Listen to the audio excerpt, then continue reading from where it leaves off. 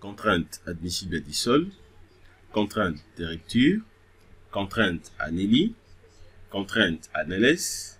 Quelle est la vraie contrainte à considérer pendant le dimensionnement d'une semelle ou d'un radier général? Est-ce que tous les types de contraintes que je viens de citer là, ce sont des contraintes qu'on peut trouver au niveau de laboratoire après avoir effectué bien sûr les essais, ou carrément il y a d'autres contraintes qu'on ne peut pas considérer? Alors, je sais que beaucoup de gens se posent énormément cette question, de savoir que pendant le dimensionnement de la semelle de la fondation, est-ce que la contrainte que nous sommes censés considérer, c'est quel type de contrainte? Est-ce qu'on peut considérer une contrainte en Nelly, la contrainte en LS, la contrainte admissible d'Issol, ou carrément la contrainte de rupture? Déjà, ce qu'il faut comprendre au moins, ça se diffère. La contrainte de rupture est différente de la contrainte admissible d'Issol.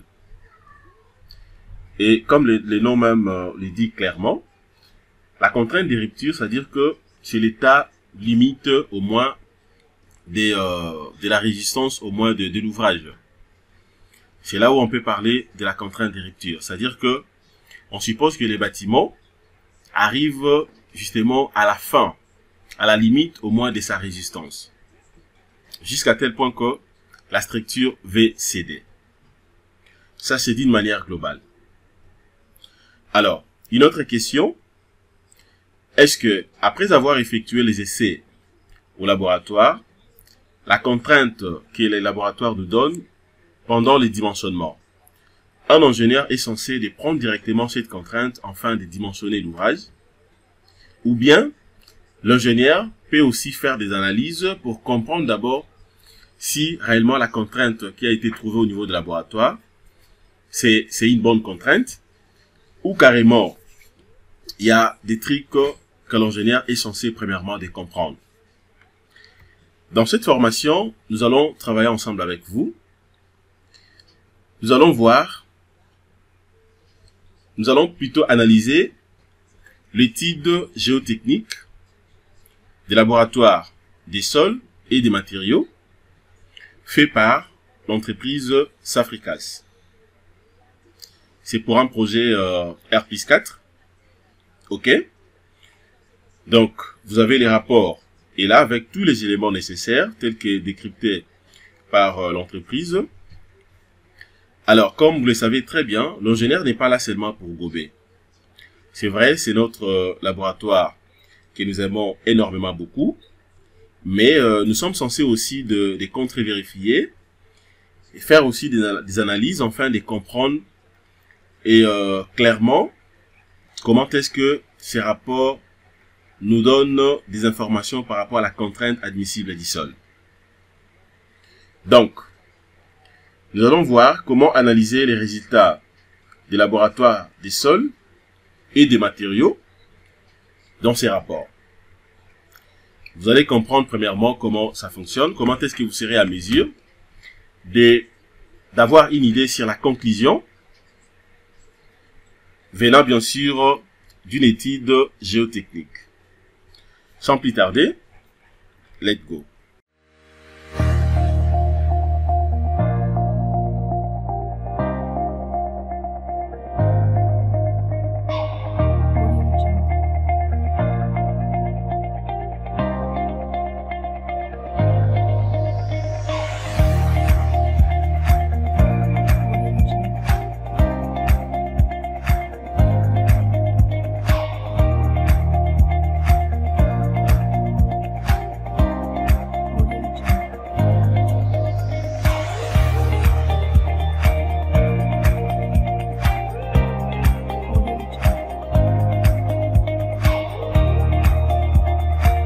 Salut très chers collègues, salut très chers abonnés, salut très chers téléspectateurs, bienvenue sur Jinkunga Tutoriel, une chaîne de référence pour tous vos problèmes liés dans le domaine du génie civil.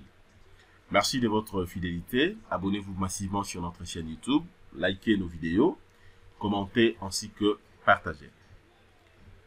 Alors, dans cette formation, nous allons travailler ensemble avec vous. Nous allons analyser les rapports que nous avons pris au niveau du laboratoire. Et donc, concernant les essais, bien sûr, du laboratoire, pour un bâtiment R+4. Comme je l'ai dit dans mon introduction, l'idée dans cette formation, c'est tout simplement de pousser en fait les ingénieurs d'analyser premièrement les rapports géotechniques pour avoir une idée enfin de comprendre comment est-ce que ça fonctionne.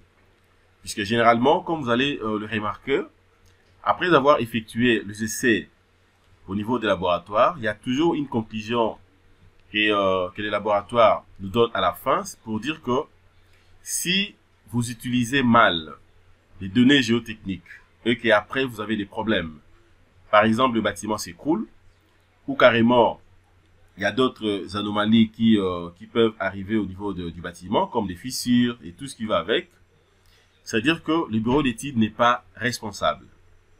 La responsabilité sera tout simplement à celui qui a dimensionné le projet. Notamment, soit le bureau d'études qui a exécuté, ou carrément l'ingénieur qui avait gagné les marchés, c'est lui qui a exécuté en fait les projets sur chantier. Alors, c'est beaucoup plus important, premièrement, de comprendre comment ça fonctionne, et aussi pour maîtriser en fait comment est-ce que vous serez à mesure de bien dimensionner en fait vos éléments structurels, après avoir obtenir en fait les études géotechniques venant des laboratoires. Alors, sans plus tarder, nous allons aller directement au niveau de la conclusion de ces rapports, afin de vous montrer s'il s'agit de quoi. Dans ce bâtiment ici, c'est un bâtiment en fait R+4. Concernant quelques informations supplémentaires, voilà, vous regardez même la date, vous allez voir que c'est récent. Voilà, donc c'est un rapport qu'on a reçu tout simplement pendant ce mois de juin 2023. Alors, vous avez premièrement, et il y a la table de matière ici.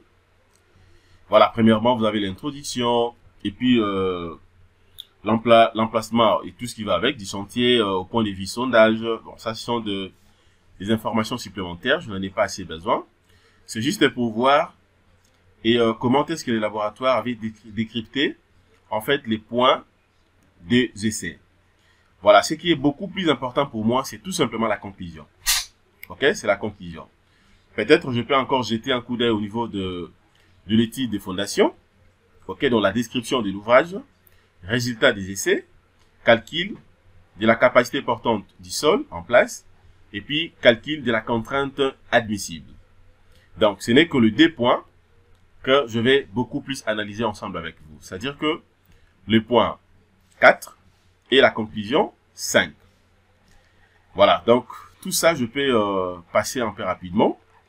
Ok, donc je passe puisque je n'en ai pas assez besoin. Moi, je vais voir tout simplement le point et le point 4, comme je l'ai dit, et le point 5.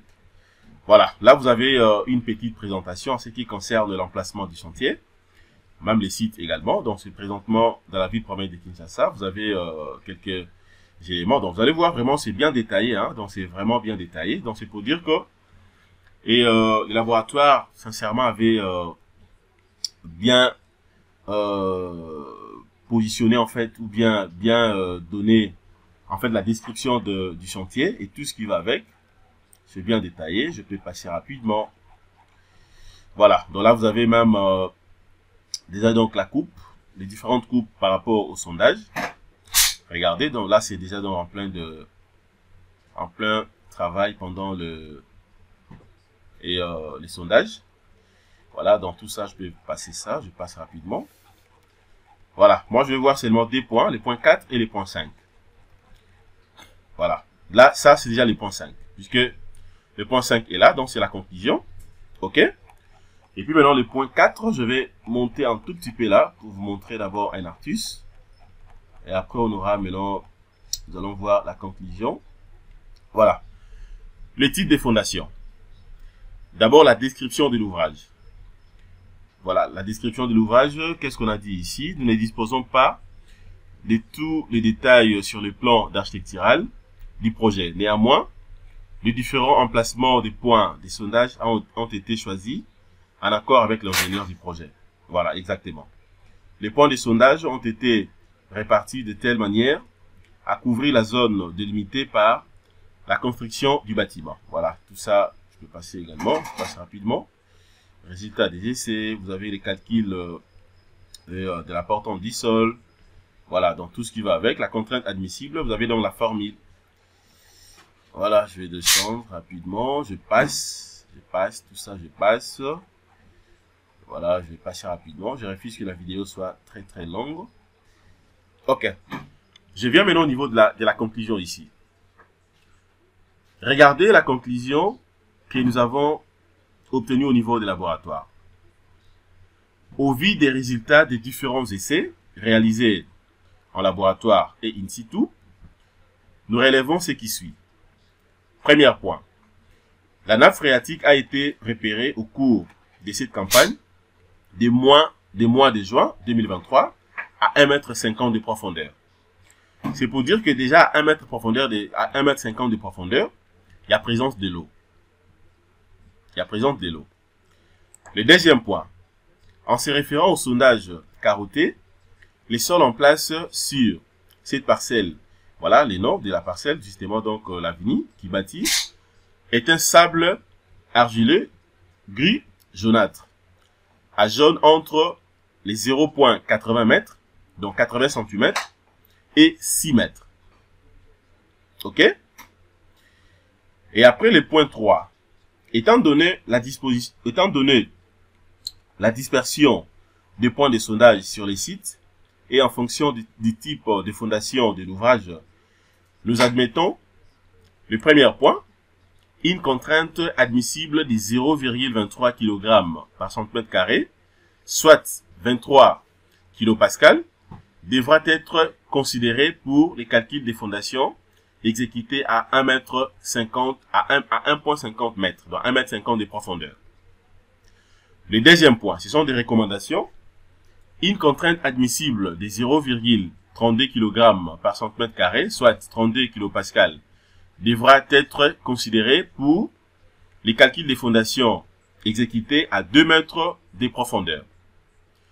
Le point 3, une contrainte de 0,60 kg par cm², soit 60 kPa, devra être considérée pour les calculs des fondations exécutés à 2,50 m de profondeur. Le point 3, une contrainte admissible de 0,70 kg par cm², soit 70 kPa, devra être considérée pour les calculs des fondations exécutés à 3 mètres de profondeur. À ce qui nous concerne, nous sommes ici, à 3 mètres de profondeur. Ok? Donc, on avait opté d'abord pour les 3 mètres. Mais le principe reste le même. De la même procédure pour la profondeur de 1,50 m, la profondeur de 2 mètres et de 2,50 m. Et puis le dernier point, une contrainte admissible de 1 kg par cm², soit de 100 kPa, devra être considérée pour les calculs des fondations exécutés à 3,50 m de profondeur. Ça, ce sont des recommandations à ce qui concerne la contrainte admissible du sol. Ok? Et après, maintenant, je vais encore passer. Je descends maintenant. Je suis maintenant au niveau des avertissements. Retenez seulement que à ces points ici, retiens que nous allons premièrement travailler beaucoup plus sur le quatrième point. Ok? Avec une profondeur de 3 mètres, ayant une contrainte de 0,70 kg par cm², soit 70 kPa. Et puis je descends maintenant au niveau des avertissements. Voilà, j'y suis là. Qu'est-ce qu'on nous dit ici? Avertissement et domaine de validité des résultats du présent rapport. Une reconnaissance des sols se fait de manière ponctuelle pour ces sites. Un sondage manuel est à la terrière descendu jusqu'à 5 mètres de profondeur et 4 sondages au pénétromètre descendu jusqu'à 6 mètres de profondeur sans atteindre de refit. Donc c'est pour dire que jusqu'à 6 mètres, il n'y avait pas de refit. Donc déjà à partir d'ici, on comprend qu'il n'y avait pas présence des roches. Il n'y en avait pas. ont été réalisées, des variations stratigraphiques, voilà, entre les sondages tant horizontal que vertical peuvent exister, voilà, bien que les essais exécutés renseignent adéquatement sur la nature et les caractéristiques physiques des sols rencontrés, ils ne fournissent aucune information sur les conditions qui prévalent, voilà, qui prévalent ailleurs. Alors, le deuxième point maintenant, qu'est-ce qu'on dit ici? C'est pourquoi toute interprétation ou extrapolation des données en dehors des sondages comporte d'énormes risques. Les conclusions formulées ne doivent en aucun cas être généralisées sans des études plus approfondies. Le troisième point, regardez maintenant ici. Le troisième point, ce sont des avertissements. Il faut garder à l'esprit que, par mesure de sécurité, nous adoptons des valeurs qui représentent les 1/20, dans les 1 sur 20, de résistance dynamique trouvées avec les pénétromètres. Ces contraintes admissibles ne concernent pas les couches sous-jacentes non sondées par l'appareil. Je réponds, c'est ce point qui est beaucoup plus intéressant aussi pour nous. Il faut garder à l'esprit que, par mesure de sécurité, nous adoptons des valeurs qui représentent le 1 sur 20 des résistances dynamiques trouvées avec les pénétromètres. Ces contraintes admissibles ne concernent pas les couches sous-jacentes non sondées par l'appareil. Déjà, sur ces points, ce qu'il faut comprendre, c'est-à-dire quoi? La contrainte que vous voyez ici, les différentes contraintes que vous voyez ici, première contrainte de 0,23 kg par cm², deuxième contrainte de 0,32 kg par cm², selon bien sûr les différentes profondeurs, troisième contrainte de 0,60 kg par cm², quatrième de 0,70 kg par cm², et le cinquième de 1 kg par cm². Donc ça représente tout simplement le 1/20 de la vraie contrainte trouvée au niveau du sol. Ça représente le 1/20 de la vraie contrainte trouvée au niveau du sol, en faisant bien sûr les sondages, les essais que les laboratoires avaient fait. Cela revient à dire quoi? Déjà ici, vous allez comprendre qu'en réalité, à ce qui concerne les différentes couches du sol, il n'y en a pas assez, donc apparemment, selon leurs études, ils avaient trouvé que qu'une seule couche du sol. Voilà, donc c'était mentionné quelque part ici. Voilà, donc je crois que c'était au début là. Là, ils ont parlé de sable un peu jaunâtre, tout là. Ok? Donc, mais si vous regardez bien ici, vous allez voir que on a une contrainte un peu faible. La contrainte est toujours de 0,23, les 0,23. Comme la première contrainte par exemple. C'est une contrainte de 0,23 kg par cm². Alors, si je vais, par exemple, avoir cette contrainte en mégapascal, attendez, nous allons calculer ça ensemble avec vous. Si je vais avoir la première contrainte en mégapascal, c'est-à-dire, je suis obligé de faire quoi? C'est juste question de prendre les 0,23 kg par cm², je vais diviser ça par 10. Ok? Tout comme je peux calculer ça même à partir des robots, comme vous le savez très bien. Robot fait la conversion des unités. Et donc, je peux prendre 0,23, je divise ça par 10, ok? Ça me donne directement 0,023. Donc, c'est pour dire que la première contrainte a une profondeur de 1,50 m. La contrainte trouvée en mégapascal, ça sera une contrainte de 0,023. Donc, allez-y comprendre que c'est une très faible contrainte. C'est vraiment faible. C'est vraiment faible. Déjà, avec cette contrainte, si je vais dimensionner le bâtiment, ou bien je vais calculer en fait la fondation, alors ne sois pas étonné si par contre que vous calculez un bâtiment de R+3 ou bien de R+2, mais après avoir dimensionné en fait la semelle isolée, vous vous rendez compte que la semelle isolée n'est pas économique, et puis les semelles donc sont chevauchées, et même si vous vérifiez également la semelle filante, ça peut pousser de manière à ce que la semelle filante ne soit pas aussi économique. Et au finish, par conclusion, vous serez maintenant obligé soit d'opter pour un radier général. Alors, allez-y comprendre, c'est comme j'aime beaucoup plus dire que des radiers générales pour un bâtiment R+1, R+2. Et bon, en tout cas, il faudrait que vous puissiez au moins bien refaire les calculs. Ou de deux, d'abord comprendre d'abord l'usage en fait du bâtiment en question. Puisque sinon, alors, vous ne serez pas économique. Et là, ça sera un peu vraiment compliqué. C'est vraiment compliqué. Vous risquerez même d'être critiqué auprès de d'autres confrères ingénieurs pour dire que comment est-ce qu'un petit projet comme ça, les projets aussi qui n'est pas beaucoup plus exposé, pouvez réaliser ça avec un radier général. Alors, si je prends par exemple la deuxième contrainte, la contrainte de 0,32 kPa, ici également j'aurai une contrainte de 0,032. Là, j'aurai la contrainte de 0,06 MPa. Là, j'aurai la contrainte de 0,007 MPa. Et ici, maintenant, j'aurai la contrainte de 0,1. Puisque si je prends 1, je divise ça par 10. J'aurai la contrainte de 0,1 MPa. Vous voyez? Vous voyez? Donc, c'est comme ça que vous serez à mesure de bien comprendre, de bien analyser, en fait, les données géotechniques.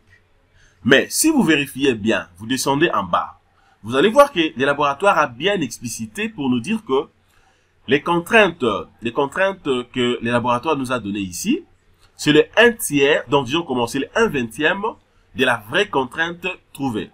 Justement, pourquoi le laboratoire a fait ça comme ça? C'est-à-dire que il a divisé la vraie contrainte par 20, justement pour raison de sécurité. Pour raison de sécurité. Donc ça se passe comme ça partout. Ça se passe comme ça.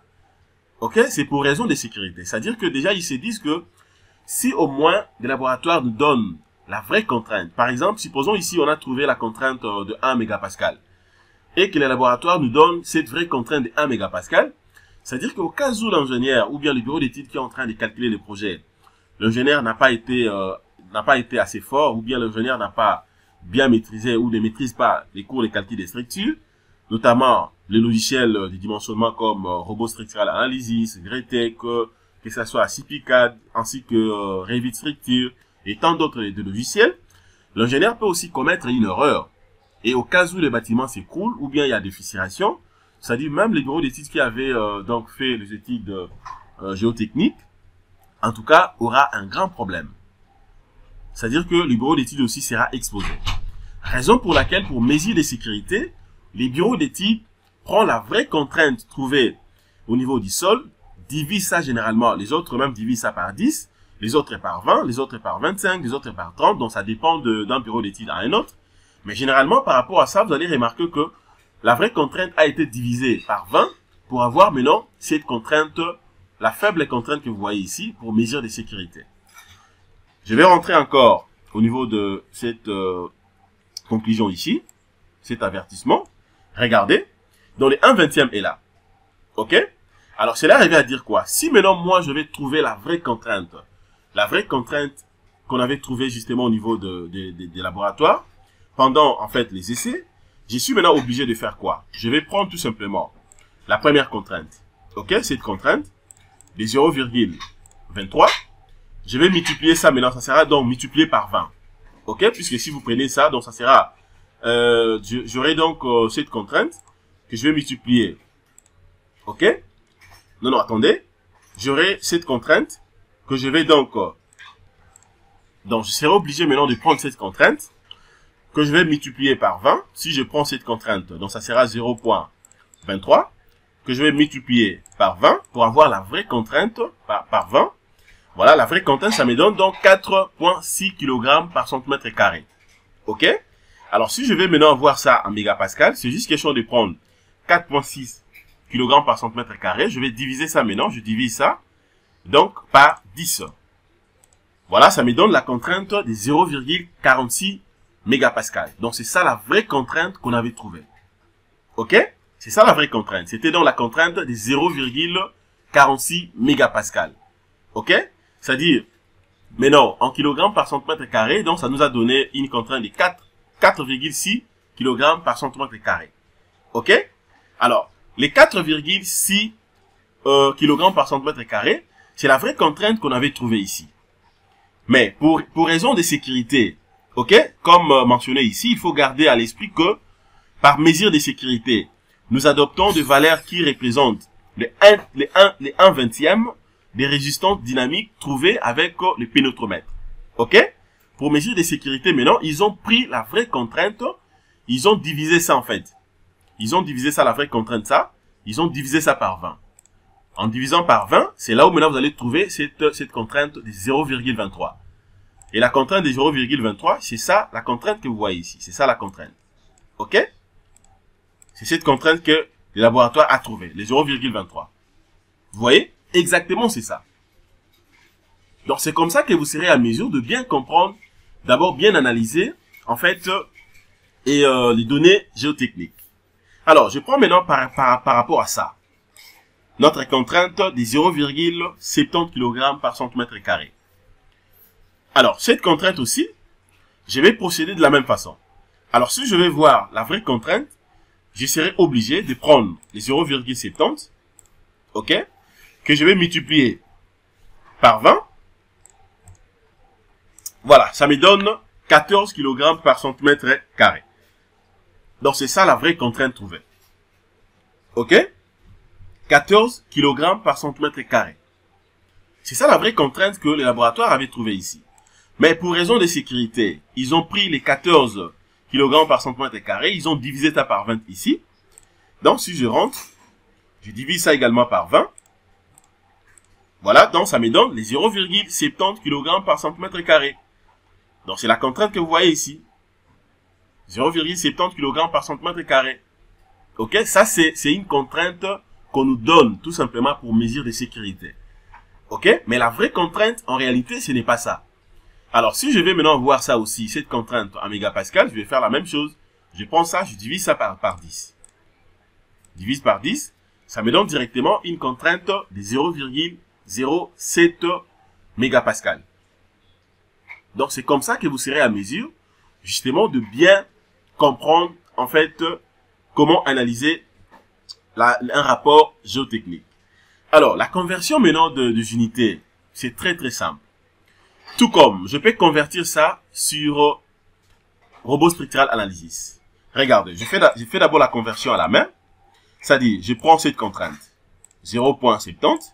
Je vais avoir ça en mégapascal. N'importe quelle unité en mégapascal, je vais diviser par 10.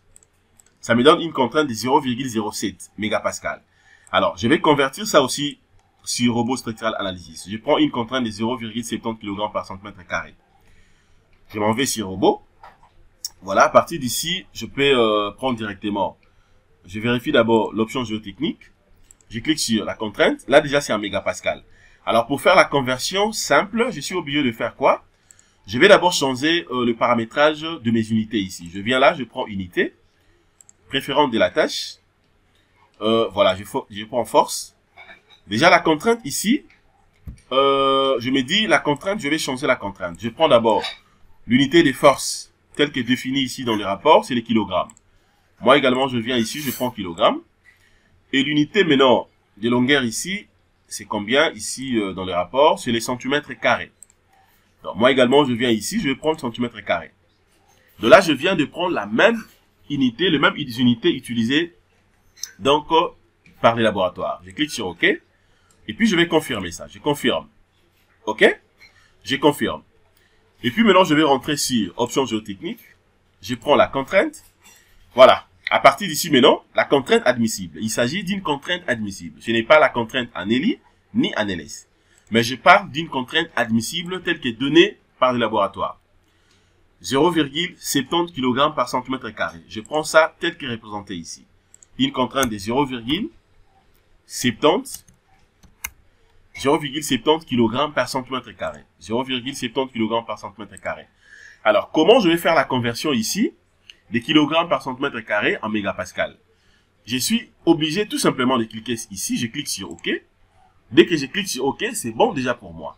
Je vais rentrer tout simplement ici pour changer maintenant l'unité. Je prends préférence de la tâche. Là maintenant, je vais prendre mégapascal. Donc, je suis obligé de changer ici. OK. Et là aussi, je peux prendre, je laisse mètre. Je clique sur OK. Voilà. Là, d'ailleurs, ça vaut pas la peine. C'est pas grave. Je prends ici également mégapascal. Là, je prends le mètre carré. Voilà. Je vais changer aussi l'unité. Je clique sur OK. Maintenant, je vais rentrer au niveau de l'option géotechnique. Vous allez voir que la conversion est déjà là. Vous voyez? Là, maintenant, j'ai une contrainte de 0,070 mégapascal. Donc, je viens de faire la conversion sur Robot Structural Analysis. Même si je viens ici, vous vérifiez, vous allez voir que c'est la même chose. 0,07 mégapascal. Donc, c'est comme ça que vous serez à mesure de bien faire la conversion sur Robot Structural Analysis. Alors, pour essayer un peu de citer concernant cette formation. Alors, retenez que pour un ingénieur, c'est vraiment important de faire des analyses. C'est comme je l'ai dit chaque fois. Ce qui est beaucoup plus important pour un ingénieur, c'est d'abord les analyses. C'est d'abord les analyses. L'ingénieur n'est pas là seulement pour gober tout ce que nous recevons. Ok? Généralement, vous pouvez recevoir aussi un bon rapport, tel que les rapports que vous voyez ici. C'est un rapport qui est vraiment normal, c'est un bon rapport. C'est bien détaillé, tout est bien fait. Tout est bien fait, donc le laboratoire a bien fait donc les rapports. Mais c'est juste question maintenant, c'est à l'ingénieur de comprendre s'il s'agit de quoi. C'est à l'ingénieur de comprendre comment dimensionner, afin de ne pas avoir des problèmes. Afin de ne pas avoir des problèmes. Alors, allez-y comprendre que si par contre que vous prenez une faible contrainte, vous dimensionnez un bâtiment R+4, tel que les cas que vous voyez ici, c'est un bâtiment R+4, ok? Vous prenez une contrainte vraiment très très faible. Et pendant le dimensionnement, étant donné que c'est un bâtiment d'habitation, ou généralement, je prends un exemple, ça peut être aussi un bâtiment R+2, et en un clin d'œil comme ça, vous obtenez directement le choix de réaliser un radier général. Donc ça sera un peu compliqué pour vous. Ça sera vraiment compliqué pour vous. Ok? Donc voilà ce que je voulais vous partager concernant cette formation. J'espère que vous avez très bien compris s'il s'agit de quoi. La chaîne Jinkunga Tutoriel est là tout simplement pour aider notre communauté. Nous sommes en train de partager nos connaissances ensemble avec vous pour aider notre communauté afin d'être très très forte et aussi de pallier à tout ce qu'on peut avoir comme problème sur chantier, mais aussi dans nos bureaux d'études. Voilà, j'espère que nous sommes arrivés à la fin de notre formation. Vous avez bien suivi comment est-ce que on peut étudier, ok, analyser en fait une étude géotechnique et comment analyser également les résultats des laboratoires, des sols et de matériaux. Ok, puisque n'oubliez pas que le bureau d'études, hormis les choix de la contrainte admissible que le bureau peut nous proposer, il propose également les matériaux à utiliser dans les sens où, par exemple, vous pouvez utiliser la semelle isolée, ok, la semelle isolée, la semelle filante ou carrément les radiers générales et tout ce qui va avec. Donc, merci de votre disponibilité. Abonnez-vous massivement sur la chaîne YouTube. Likez nos vidéos, commentez ainsi que partagez. Si vous avez des questions, des suggestions, écrivez-nous. Au moment opportun, nous allons répondre afin de discuter sur plusieurs points. Au revoir.